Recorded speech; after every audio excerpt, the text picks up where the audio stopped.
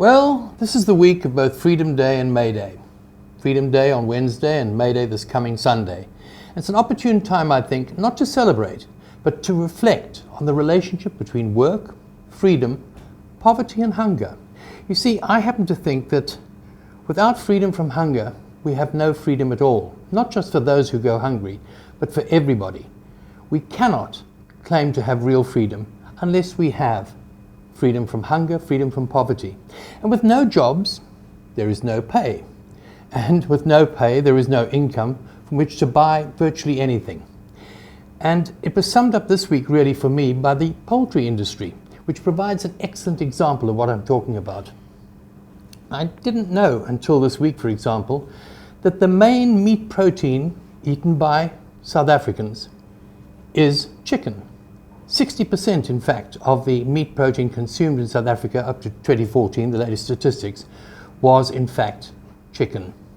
And the South African producers, while they're efficient and cost effective, at the same time we imported last year 165,000 tons of poultry, of chicken mainly, from the European Union. And government this week has now given the United States the right to import into this country duty-free 65,000 tons of chicken.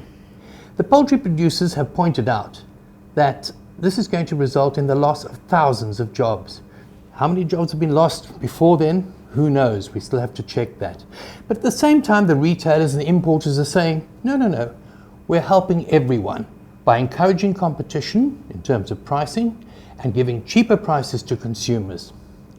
You know, I think this is both hypocritical and short-sighted. I'll tell you why. Because you see, the point is the competition that comes from Europe, for example. You can't tell me that, for example, chicken in Germany, where prices, not prices, but wages are much higher, etc., can travel all the way, frozen, etc., from Europe and arrive here at half the price of the local production.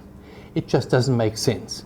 It's also very short-sighted because if there's a loss of jobs, there's a loss of income. The loss of income, once again, to repeat what I said earlier, means that there's no more money to buy various products, any products, whether it be chicken or anything else.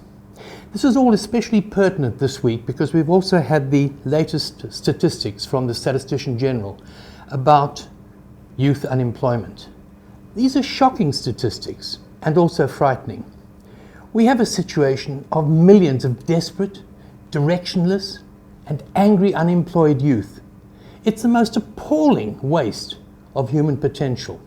Anyway, this is going to be the focus of my Inside Labour column, which you can access on this platform, Fin24, tomorrow, and a version of which will appear in the business section of City Press on Sunday. In the meantime, it's over to you. Comments, criticisms, suggestions of what we should cover in our Inside Labour columns. It's your turn. You can write in, editor, fin24.com. And for this week, that's all from me. Cheers.